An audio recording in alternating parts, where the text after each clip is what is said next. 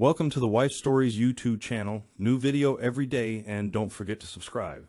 Here we go. A dull thud. I felt it in my arm before I fully registered the sound. Her phone hitting the edge of the table, and then smacking onto the hardwood floor.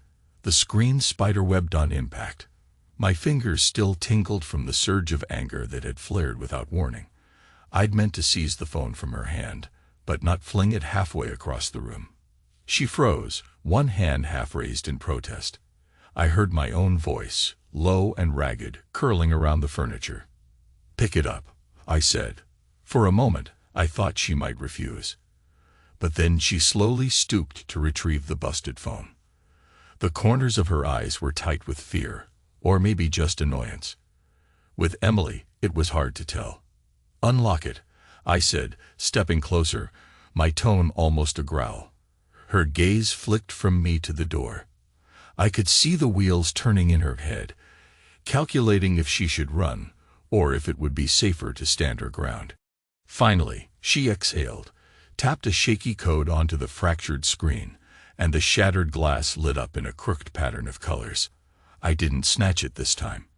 I just held out my phone. She stared at it, brow creased. "Say it," I told her. "I need to hear you say the words." She opened her mouth, but no sound came.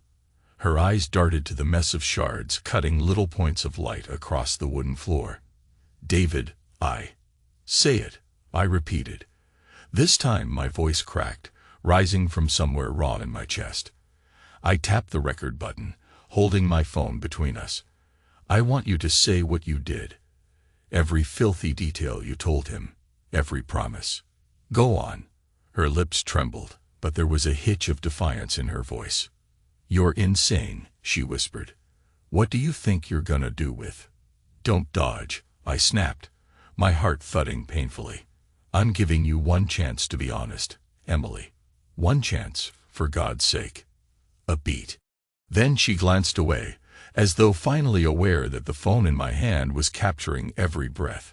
She swallowed, and her voice turned carefully cold, measured, as if reading from a script. "I slept with him." I almost flung my phone. The admission cut the air like a knife, and I felt the blood pounding in my ears. "And who else?" I pressed, though every nerve inside me was screaming. "You said it was more than one. So who else?" She hesitated. My hand jerked so violently that I nearly lost grip of the phone. "Say it." "Jacob," she spat, voice trembling.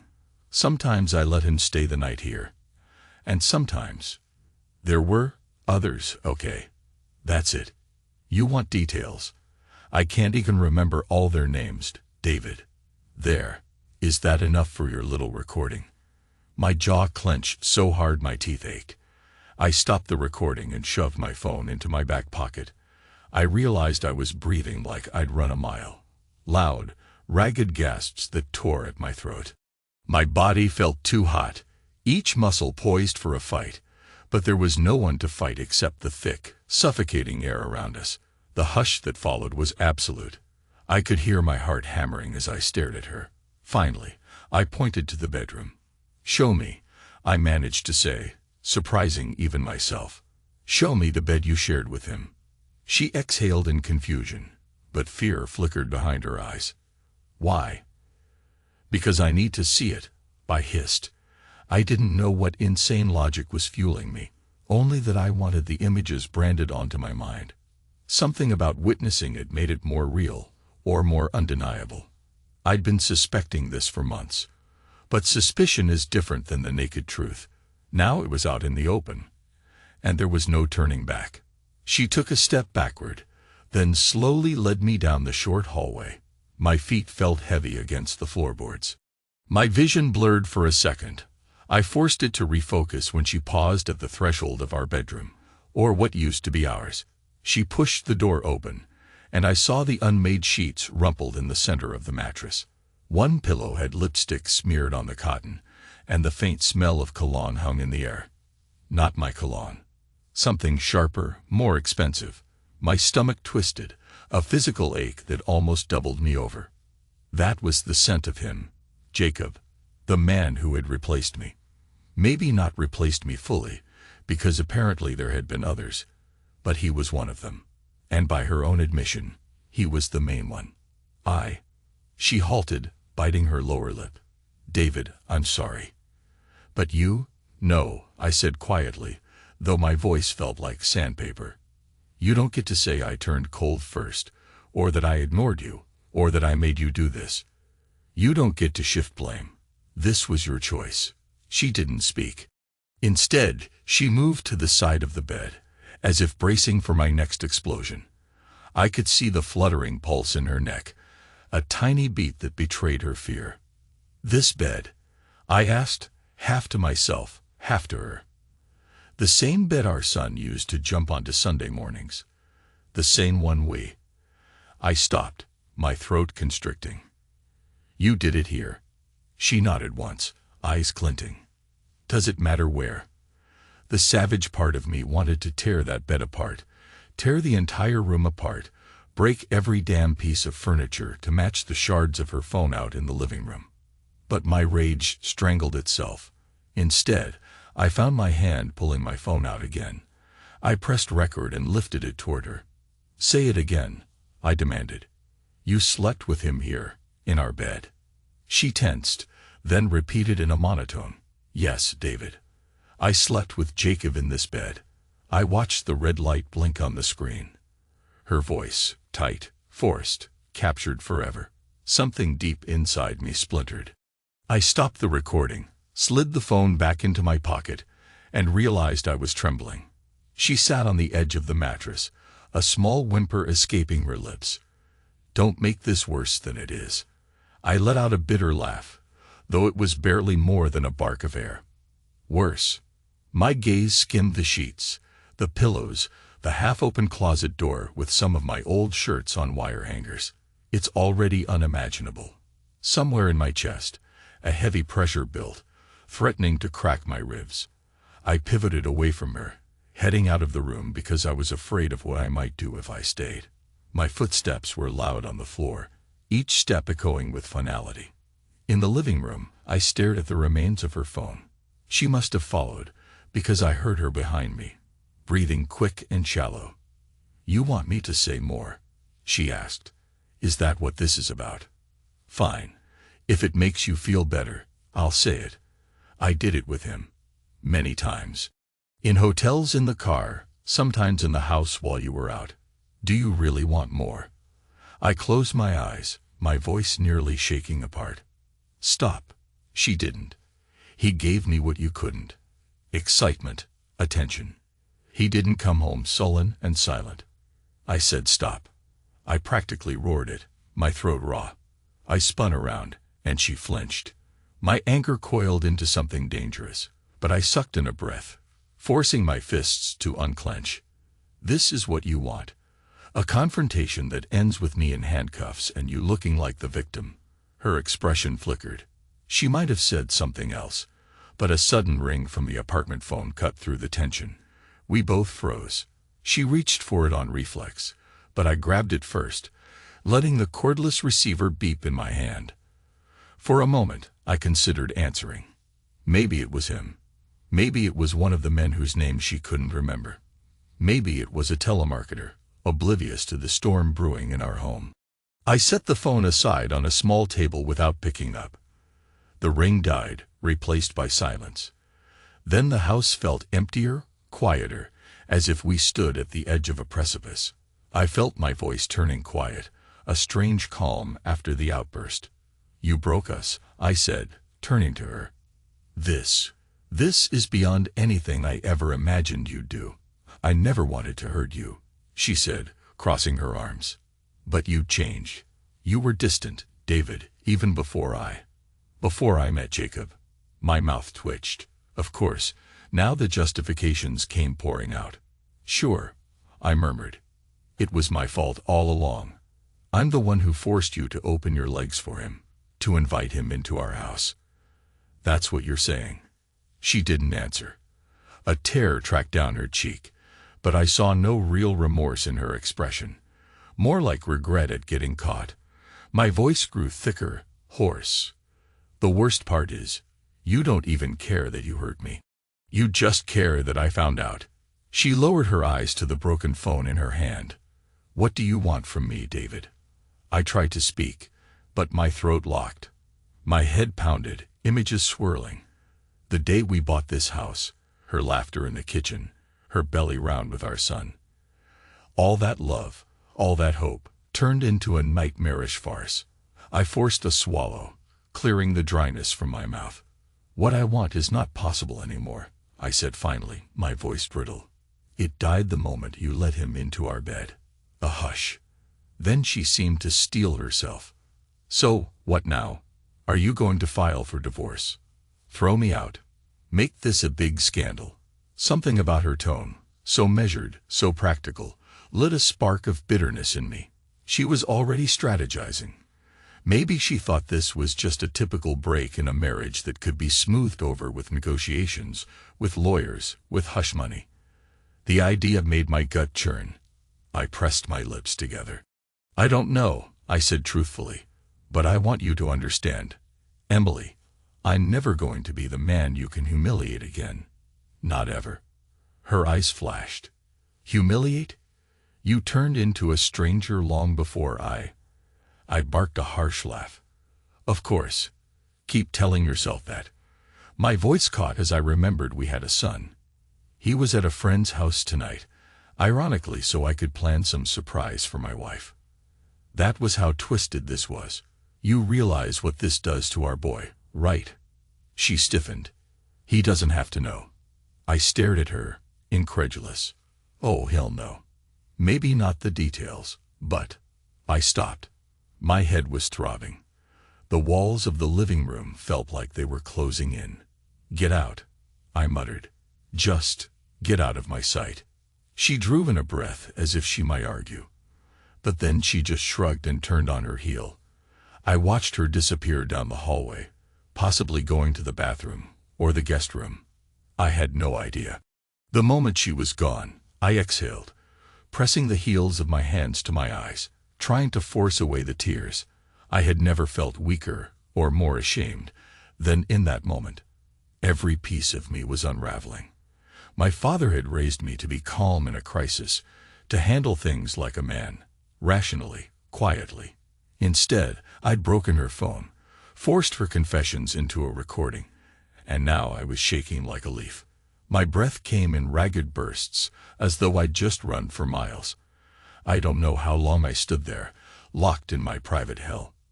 Minutes, hours, it was impossible to measure. At some point, I realized I was still holding the receiver of our landline phone.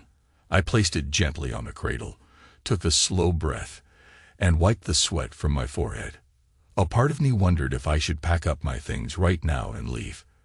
Another part of me remembered our son's face, the way he might run in from the front door with a grin, excited to tell me about his day. That little boy was the reason I had endured so many sleepless nights, ignoring the warning signs, the rumors, the suspicious late meetings Emily attended. A father doesn't break up his son's home lightly. But the choice had been taken from me. This wasn't a matter of saving anything. It was a matter of survival. My chest felt hollow. A single question pounded in my mind. Where do I go from here? I heard a creak of the floorboards behind me. She'd come back. I braced myself for another wave of cruelty or blame. But she just stood there, her arms wrapped around her body, the foam pieces in her hand. "I'll buy you a new one," I said flatly, more out of reflex than sincerity. She let out a short, bitter laugh. "That's not why I'm here." I waited, forcing myself to meet her gaze. The pity I saw there made my stomach recoil. She looked at me like I was some wounded animal that needed to be put down. It infuriated me more than any venom she could have thrown my way. "You should know," she began, her voice trembling with an emotion I couldn't name. "Jacob, he'll be coming by to pick up." I felt my jaw slacken in disbelief. "He has things here." She blinked, not answering. My fists tightened again, but I willed myself not to explode. "Get his things out now," I rasped. "Everything he owns. I don't want to see him in my house." She stared at me for a moment, tears in the corners of her eyes that didn't fall. Then she nodded, once. Fine. I turned away. That was all I could do, because if I kept looking at her, I might lose control again. Somehow, a few hours later, I ended up in the bedroom alone, staring at the bed. The sheets were gone. Presumably, she'd stripped them off, maybe to wash away the evidence. The mattress sat naked, stained with the faint ring of coffee she once spilled on a lazy weekend morning. My phone felt heavy in my pocket, the recorded confessions haunting me. I asked myself, why did I need them? To prove something in court, to remind myself I wasn't crazy. Perhaps in my twisted logic, capturing her betrayal on audio would keep me from falling into denial later, from believing that this was somehow all in my head. I heard her footsteps in the hallway, quietly rummaging in the closet. Maybe she was gathering Jacob's spare shirts or whatever else he'd left behind. The bile in my throat rose at the thought of that man's scent in our house in my clothes. I shut my eyes, every nerve in my body burning with a mixture of fury and heartbreak. At last, I slipped out of the house. The night air was shockingly cold for summer, or maybe that was just my internal temperature plummeting. I got into my car. My hand shook as I tried to fit the key into the ignition. Then I drove, unthinking, letting streetlights blur past in a haze. Eventually, I found myself in some empty parking lot behind a closed strip mall. The engine idled, and my breath made the windshield fog. In the darkness, I allowed myself to break. It started with a ragged gasp, then a slow, painful shudder that worked up from my belly. Tears spilled down my cheeks, silent except for the occasional hitch of my voice. I pressed my forehead against the steering wheel, feeling the hum of the running engine beneath my skin. Was this what I had become? A man weeping alone in a deserted parking lot while his wife, no, not my wife anymore, collected the clothes of her lover from our bedroom. The thought tore at me. A swirl of humiliation, anger, longing. I kept seeing images, her bare shoulders entangled with his, her lips parted in moans of pleasure. And me, outside in the cold, too useless to fight for what was once mine. But was it even worth fighting for anymore? She'd made her choice, and worse, she'd done so with an air of casual disdain, as if my feelings were an afterthought. My mind whirled, stuck in a loop of, how did we get here? I don't recall how I made it home again. I must have driven in a fugue state, because the next thing I knew, dawn light was creeping over the horizon, and I was pulling into the driveway. My eyes burned from crying, and my mouth was parched, tasting like old bitterness.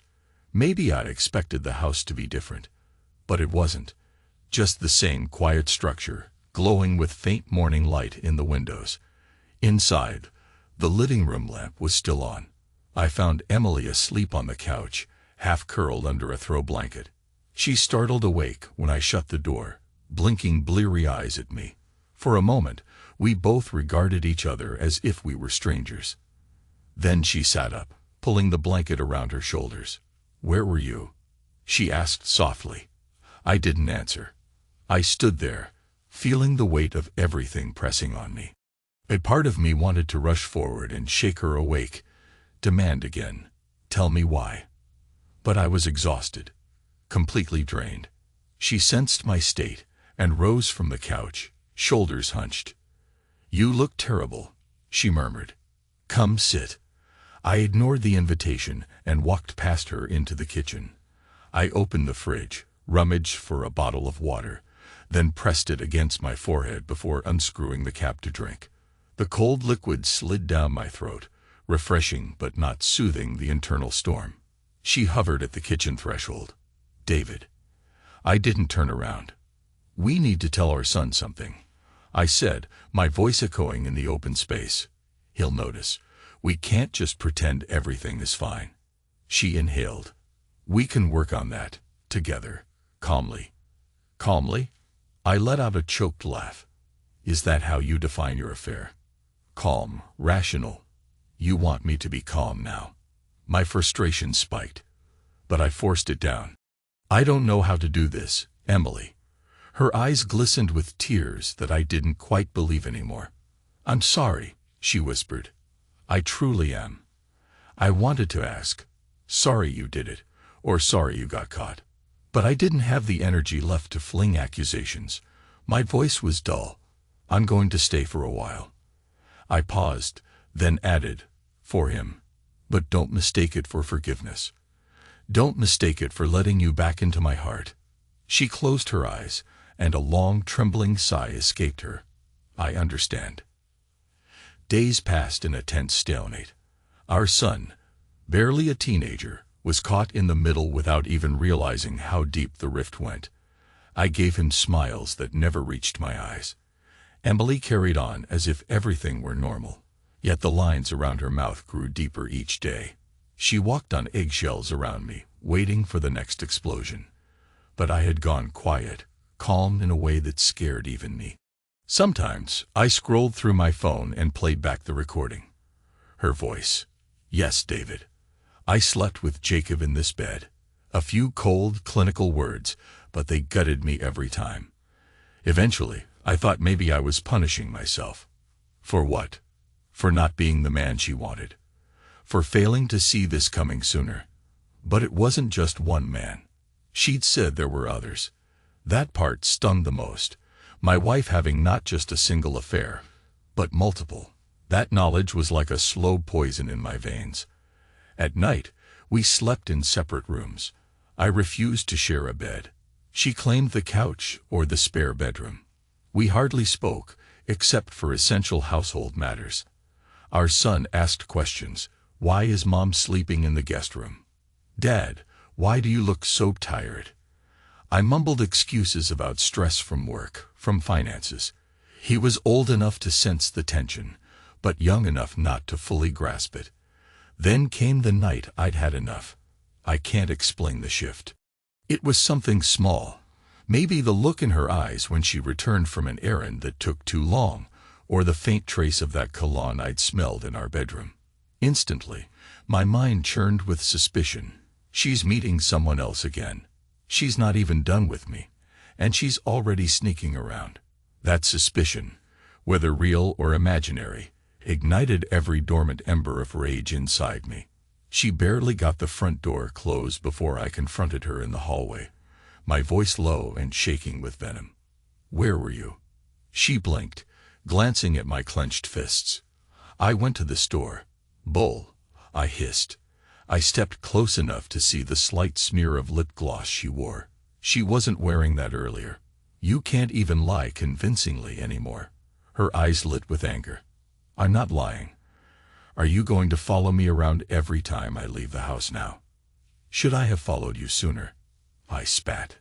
"Maybe if I had, we wouldn't be here." I slammed my palm against the wall, creating a dull boom that made her flinch. "Stop it," she said, her voice rising. "This is crazy. Our son is sleeping. You want to wake him up with your accusations." I let out a harsh exhale. "Right. Let's keep him out of this." My voice dripped bitterness. "Don't want him to see what his mother really is." She slapped me. It happened so fast, a stain of heat across my cheek. My head jerked to the side, and for a moment, everything in me roared to life, raging and swirling. My hand twitched, but I refused to return the blow. I refused to become that man. Instead, I stepped back, my chest heaving. She looked at me as though she'd just realized she'd messed up. "David."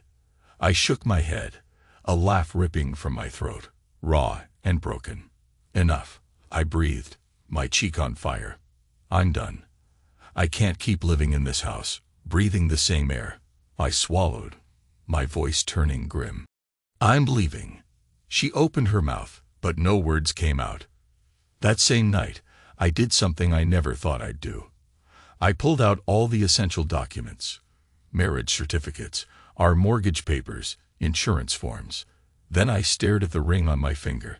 I twisted it once, thinking of the day I slipped it onto her hand, the day we promised each other everything. And I remembered the look in her eyes that afternoon, bright with hope and maybe a little fear. I stared at my own hand, the ring biting into my skin. I left them in a neat stack on the kitchen table. I hesitated for a fraction of a second, then removed the ring and placed it on top of the documents. A symbolic gesture, but also the hardest thing I'd ever done. I slipped quietly into my son's room. He was asleep, his breath slow and even. My throat tightened at the sight of him. I sat on the edge of his bed, brushing the hair off his forehead.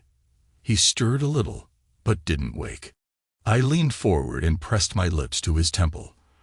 "I love you," I whispered, voice cracking. Then I rose, stepping away from him as though leaving a piece of my soul behind. My hands clenched at my sides, my feet feeling like lead as I retraced my steps out of his room, through the hallway, and toward the front door. Each step hammered into my heart. Emily stood by the couch, arms wrapped around her torso. The silence between us was colder than any shouting match. She watched me, her face shadowed. I waited for her to speak, to plead, or to fight, but she only lowered her eyes, as though already resigned. Maybe in her mind, I was a coward, running away in the night. Maybe she was relieved. Maybe she was numb. I couldn't tell anymore. I gripped the door handle, my chest burning with the finality of it. "I'm gone," I said softly, glancing back at her. "Don't call, don't write. You keep the house. Keep everything. But understand, you destroyed me." She breathed in shakily, a half-sob stuck in her throat. "David." I didn't wait to hear more. I opened the door and stepped out into the dark, closing it quietly behind me. That's the last time I saw her for 18 years.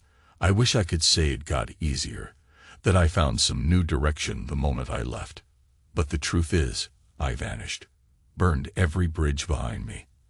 I took a cheap flight to Florida, hopped a cargo ship job that landed me in Central America.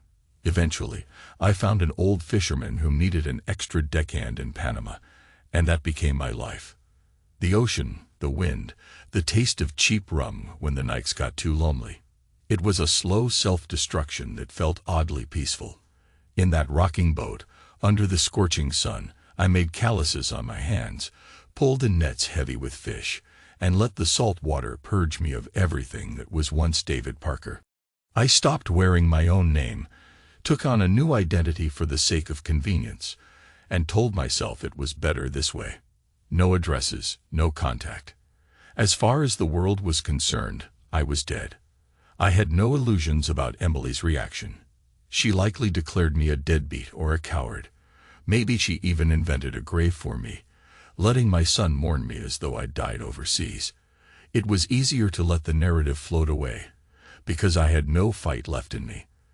The only fight I had was with the daily battles of life at sea.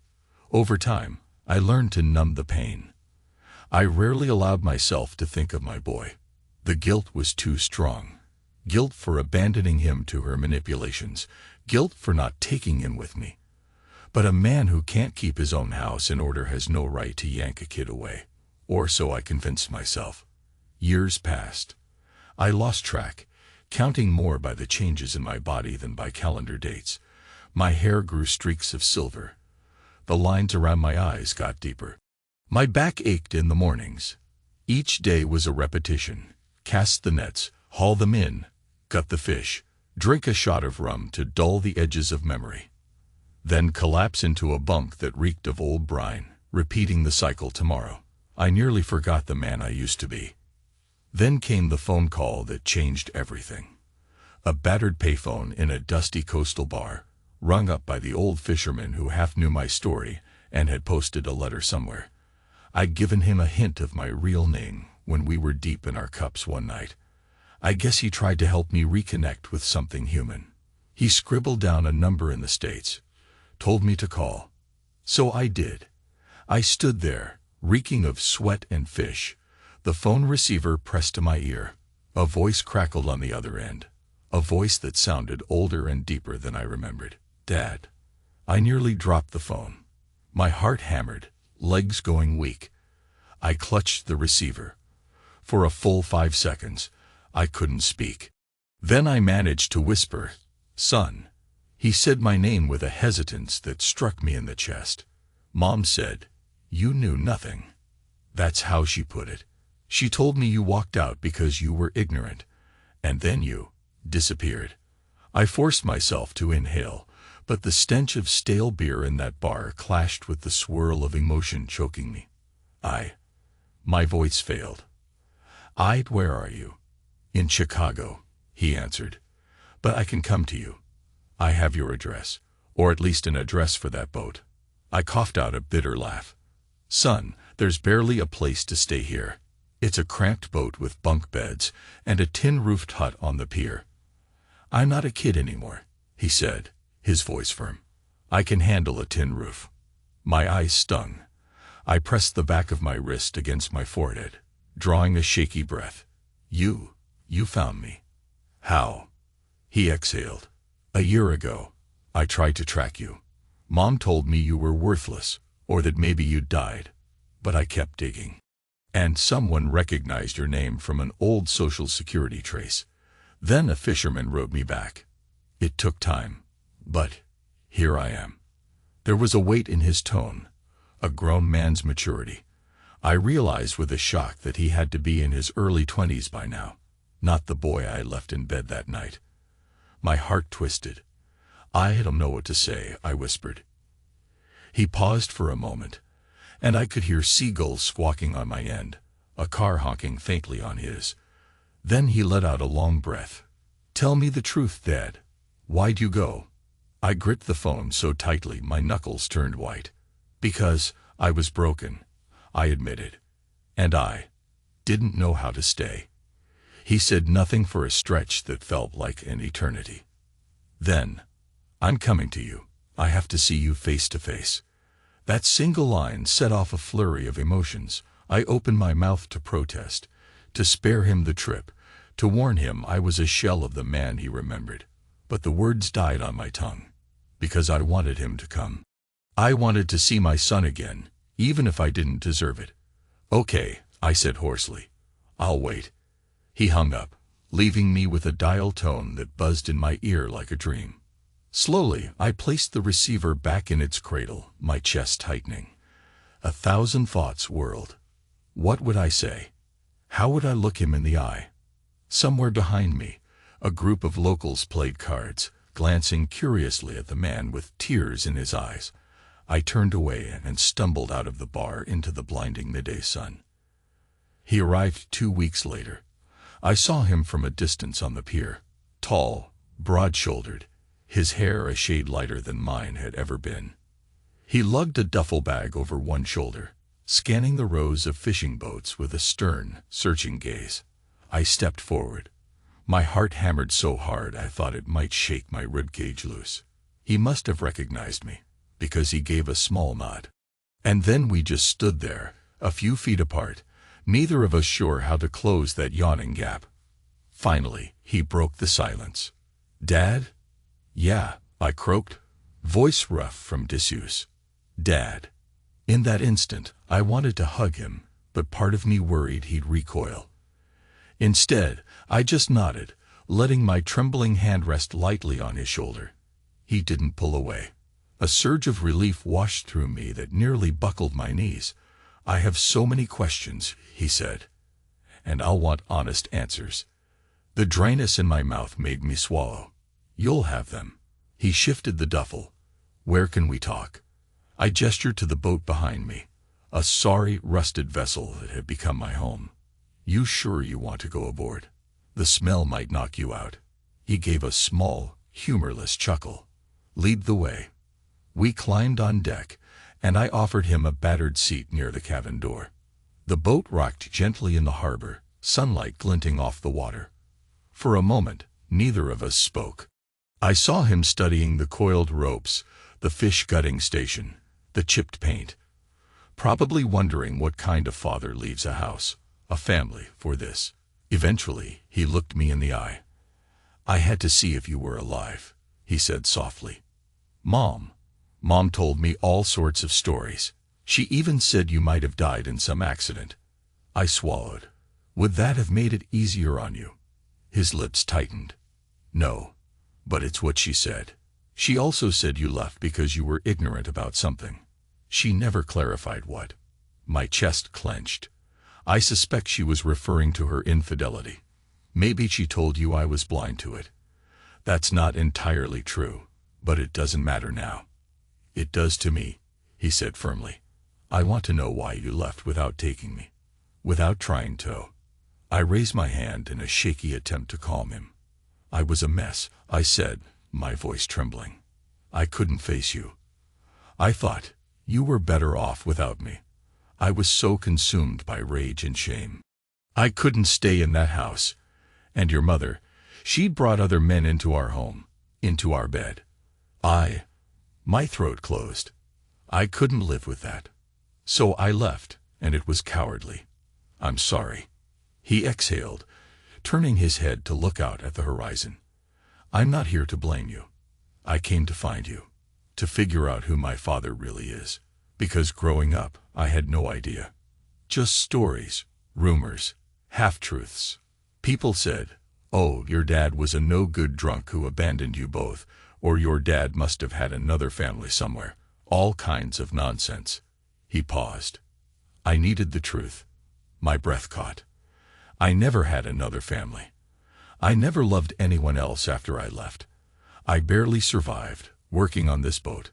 Part of me died that night, and I've been adrift ever since. He nodded, letting that sink in. Then he leaned forward, forearms on his knees.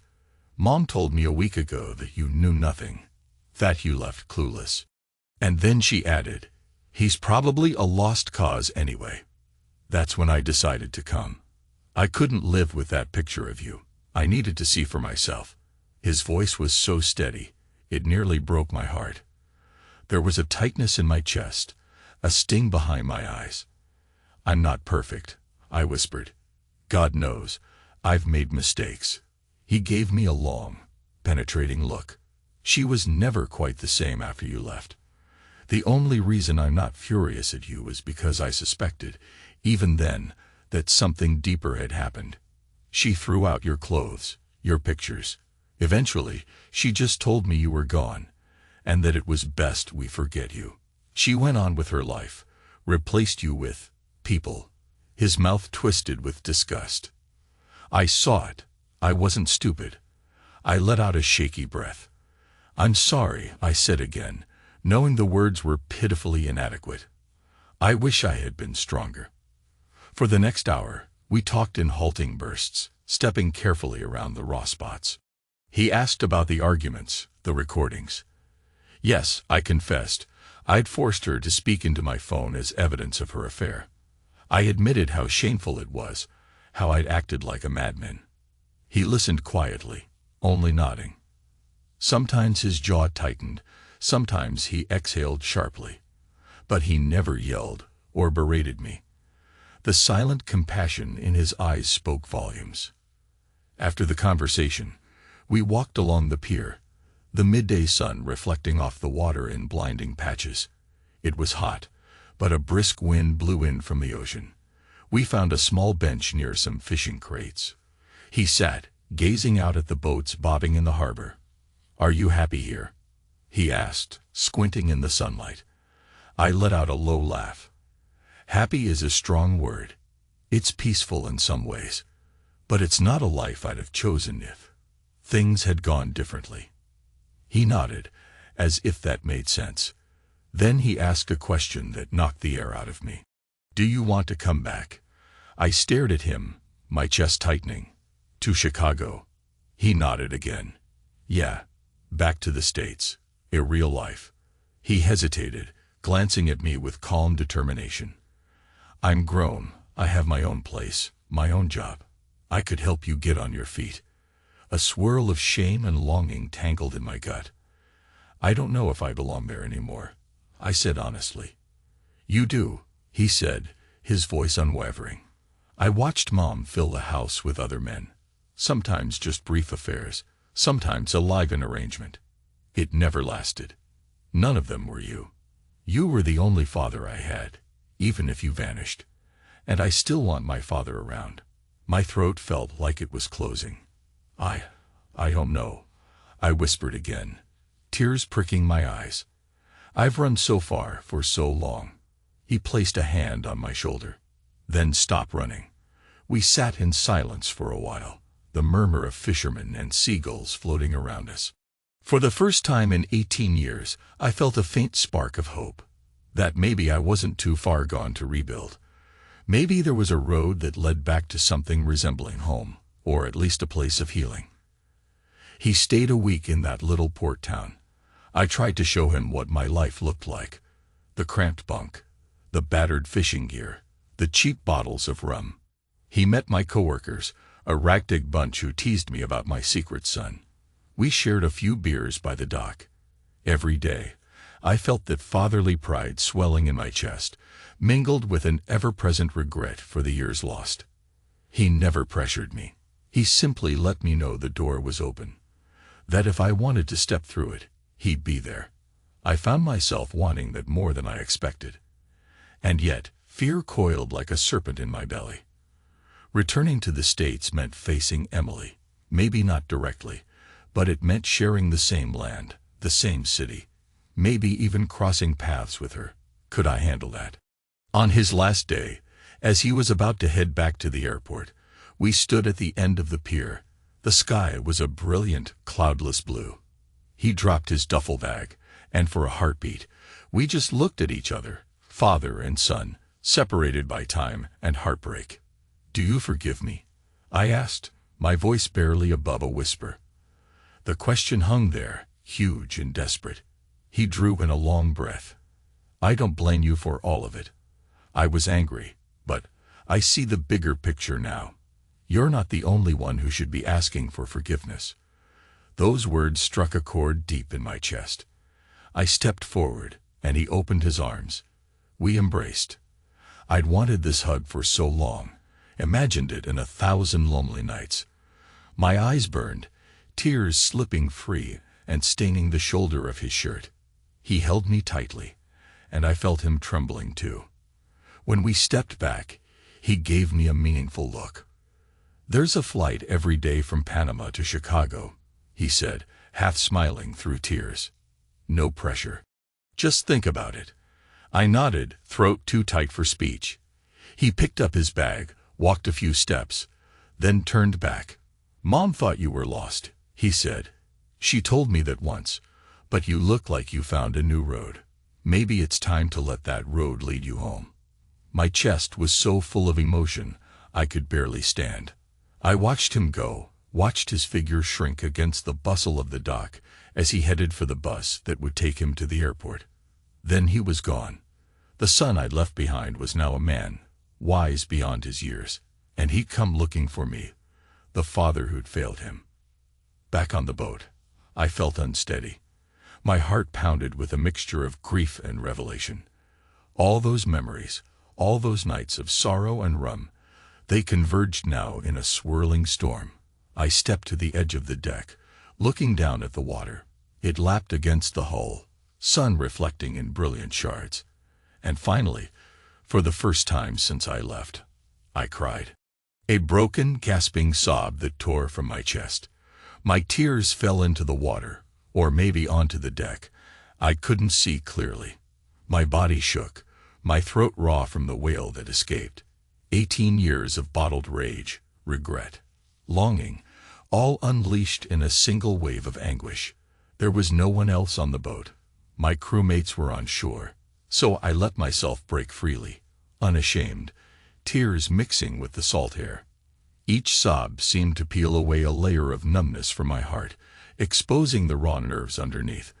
I cried for the marriage I lost, for the son I abandoned, for the man I once was. When the sobs subsided, I wiped my face, breathing heavily. Something hollow had been scraped clean inside me. And in that emptiness, I felt a small, flickering flame of hope. Maybe I could leave this boat. Maybe I could build something again with my son. Not with Emily. No, that bridge was long burned. But perhaps, in a different life, I could be a father worth respecting. I don't know how long I stood there, leaning on the rail. But I felt a kind of resolve settle in my chest, warm and steady. I could almost hear my father's voice from my childhood, telling me that real courage isn't about never falling. It's about getting up again, no matter how broken you are. I stepped off that fishing boat a week later, with a single duffel bag over my shoulder. My skin was weathered from the sun, my hair peppered with gray. My pockets didn't hold much money, just enough for a plane ticket, and maybe a few days in a cheap motel until I sorted out the rest. Part of me feared seeing Emily again, or even catching a glimpse of her in passing. But a bigger part of me realized it didn't matter. She was a chapter in my life that had ended the moment she spread herself across our shared bed for other men. I'd carried the weight of her betrayal for nearly 2 decades, letting it define me. Now, I had a chance to break free, not for her sake, but for mine, and for our sons. I boarded a flight from Panama City to Chicago on a humid afternoon. The plane seats felt cramped, the overhead lights too bright, the hum of the engines vibrating through my bones. I closed my eyes, letting the roar of takeoff remind me that my entire life was about to shift again. It was dusk when we landed. The airport was a swirl of neon signs, travelers hurrying with luggage, uniformed staff directing the flow. I collected my worn duffel, stepping out into the arrivals area. My eyes scanned the crowd. I wasn't sure if he'd be there. He hadn't said he would meet me. We hadn't planned an exact date, but a small part of me hoped. Then I saw him, standing by a pillar, hands shoved in his pockets, scanning the stream of passengers. Our eyes locked, and I saw his face soften with relief. He took a few steps forward, clearing the parted crowd, and I closed the distance. We didn't speak at first. Instead, we just looked at each other, acknowledging that I'd come. Then he exhaled and offered me a slight smile. "Welcome home," he said. I managed a shaky grin. "Feels different." He nodded. "A lot has changed." We started walking toward the exit, the automatic doors whooshing open. The Chicago night air was crisp, carrying the smell of car exhaust and city lights, a far cry from the brine of the ocean. I inhaled, trying to steady the pounding of my heart. My son flagged down a taxi, and we piled in. I gave the driver an address for a cheap motel I found online, but my son shook his head. "Stay at my place," he insisted, voice quiet but firm. "It's small, but it's got a couch." I glanced at him. "You sure?" He nodded. "Yeah." And somehow, in that moment, I felt a surge of gratitude and love that nearly brought tears to my eyes again. I nodded, choking out a thank you. The taxi sped off, merging into the swirl of headlights and neon signs, carrying me into a new chapter of my life. A chapter where maybe, just maybe, I wasn't running anymore. We didn't talk about her for a while. He let me settle in, gave me space, pointed out a few coffee shops and job listings. I found temporary work in a warehouse. Hard, physical labor, but it was something I knew how to do. Every night, I crashed on his couch, exhausted but strangely content to be near him. We shared small updates about our days, cooked simple meals together. Slowly, piece by piece, we formed a bond that had been missing for nearly 2 decades. Then one evening, as I was helping with the dishes, he asked if I wanted to see her. I almost dropped a glass. My stomach nodded. "No," I said immediately. Then, after a shaky breath, I added, "I mean, does she want to see me?" He shrugged, shutting off the faucet. "I don't know. She's complicated." He sighed. "Her career took off. She's in marketing, a director or something. I don't keep tabs on every detail. But I see her sometimes for holidays or birthdays, more out of obligation." I dried the glass, focusing on the swirl of leftover soap. "Does she ask about me?" He hesitated. "She mentioned that if I found you, I should let it be. She said it wouldn't matter." So I stopped talking about it. Figured it was my choice if I wanted to see you, not hers. I clenched my jaw, anger stirring at the memory of her. The disregard. But then I realized it didn't matter. She wasn't my concern anymore. "Thanks," I managed, "for ignoring her." He snorted softly. "I'm old enough to make my own decisions." He put away the last dish, then turned to me. If you ever need closure, though, you cooled. No, I interrupted. I think I've had enough closure. I don't need to see the woman who welcomed other men into our home. He just nodded, eyes reflecting a sympathy beyond his years. Life continued. I settled into a routine, scraping together enough money to move out of my son's place, so I wouldn't impose. I found a small studio apartment near the warehouse. Spartan. But it was mine. I slept on a mattress on the floor, the hum of traffic outside lulling me to sleep at night. Far from the sea, from that endless horizon that once cradled my sorrows. It was exactly what I needed. A chance to stand on my own 2 feet. I started paying child support retroactively, even though my son was now an adult. I found some old bank statements and tried to do something to repay the lost years. He laughed it off as unnecessary, but I insisted. It was my way of making amends, however small. I never saw Emily. The city was large enough. I guessed she might still be living in the old house, or maybe she'd upgraded to a chic condo. I didn't care. My only tie to her was the face of the boy who had grown into a man, my son. That was enough. One evening, months later, I was sorting through boxes in my new apartment when my phone buzzed. It was him. The moment I answered, I heard tension in his voice. "Dad, she's in the hospital." "Mom." My heart thumped. What happened? Stress, overwork, maybe something with her heart or blood pressure. I'm not sure. She's stable, but he paused. "I'm heading over. Just thought you'd want to know." A tangle of emotions rose in my chest. "Do you want me to come?" A pause. Then, yeah, I think I do. I closed my eyes, forcing a steady breath. "Give me the address. I'll be there." He rattled off the hospital location, and I scribbled it on a scrap of paper. When we hung up, I just stood there, staring at the note. My mind flickered with images of her. How she'd looked the night I left, shadows under her eyes, the ring of men's cologne in our bedroom. How she told me, I can't remember all their names. My hand shook a little as I snatched my jacket and headed out. The hospital was a clean, sterile place, all white walls and floors that reflected fluorescent lights. My son was in the waiting area, talking quietly to a nurse. I went over, my mouth dry. He nodded in greeting, then gestured to a door. "She's in there, resting." The nurse said she's stable. "They'll probably keep her overnight." I swallowed. I don't know if it's a good idea for me to go in. He set a hand on my shoulder. "You don't have to, but I think it might help. For both of you." His words pulled at something deep in me. Slowly, I followed him into the room. Emily lay on the bed, an IV attached to her arm. Her hair was streaked with a bit of gray now, the lines on her face etched by time.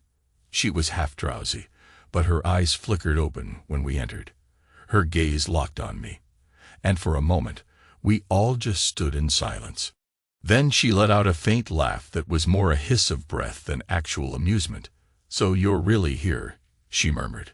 "Alive, after all." I forced myself to remain calm.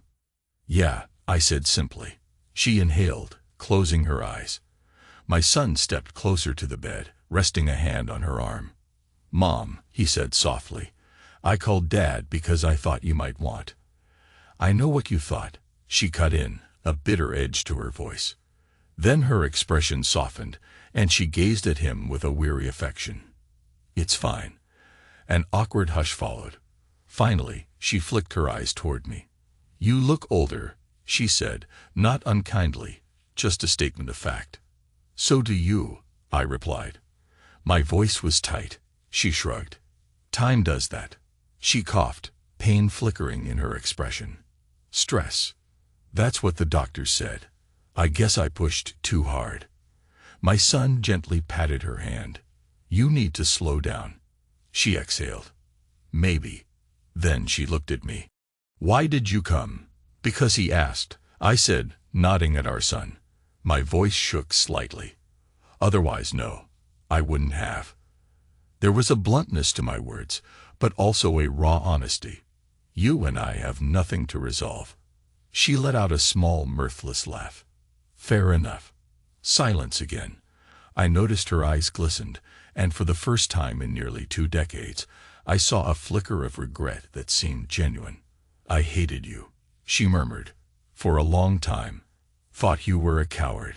But maybe I was wrong. My jaw tightened. You were right about the coward part, I admitted. I ran. Couldn't face you, or the betrayal. So I left everything behind. She closed her eyes. Did it help? Disappearing? No, I said, a bitter taste in my mouth. It just replaced one hell with another. My son shifted uncomfortably. Emily must have noticed, because she forced a sigh and glanced at him. I'm sorry, she said, her voice rough. For so many things. You were a boy, and we messed it all up. He squeezed her hand, but didn't reply. I took a hesitant step closer. Even though memories of her infidelity still burned inside me, I felt something else. Sadness for what we'd all lost. You're going to be all right? I asked her quietly. She snorted. Yeah, the doc says I'll live if I stay away from stress. Guess I can't push 30-hour workdays anymore. She hesitated. Thank you for coming. I gave a tight nod. He's the one who brought me. Thank him, not me. She looked at our son, then back at me. Her eyes welled, and for a moment I remembered the young woman I married, the one who had smiled so radiantly. Life had worn us both down. I'm sorry, she whispered, her voice trembling. Not just for all that, but for everything that happened after you left. I told him you were dead, David. I lied so it wouldn't hurt so much. That was horrible of me. A single tear slipped down her cheek. I swallowed, uncertain how to respond. Finally, I just said, it's done. She nodded, tears falling silently. Yes, she said. It is. We stood like that, the three of us, bound by a shared history of love and betrayal. In that sterile hospital room, I felt the final page turning. The bitterness in my heart eased, just a fraction. Enough to let me walk out without the crushing weight of pure hatred. That night, alone in my studio, I stared out the window at the city lights. I thought about the extremes of my life. The roiling sea off Panama, the cold finality of that night I left. And now, the hospital hallway with our son bridging the gap. I didn't believe in neat endings or fairy tales, but I believed in small mercies, in the possibility that life could mend a few of its deepest wounds if we let it. Emily would never be mine again. And that was fine. I'd found a measure of closure, a chance to see that maybe she regretted what she'd done, if only in pieces. And as for me, I found my son. Or rather, he found me. He'd extended a hand that I, for some reason, couldn't refuse.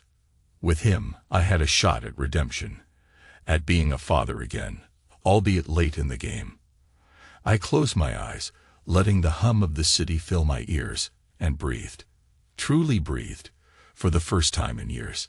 If tears gathered again at the corners of my eyes, I didn't fight them. They felt strangely cleansing, not the old tears of bitterness, but something else. Acceptance.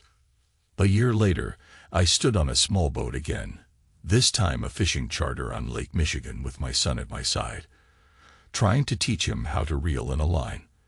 The city skyline rose behind us, a testament to time and change.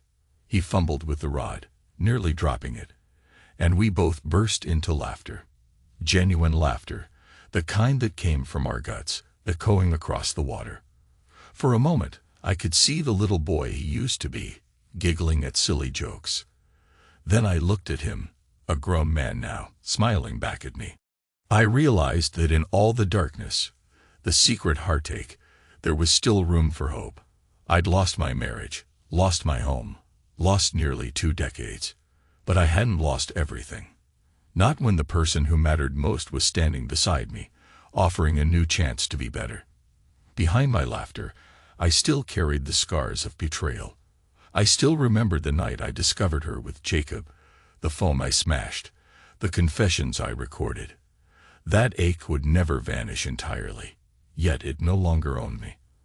I'd found a path forward, one forged by the simple willingness to keep living.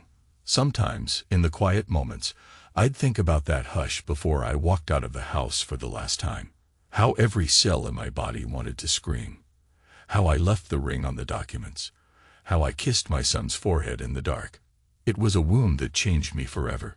But now, watching my boy grin as he reeled in a small fish, hearing him call me Dad with a smile, I felt something like redemption. I realized that betrayal, for all its power, wasn't the end of my story. It was just a chapter, a brutal test that shattered me into pieces.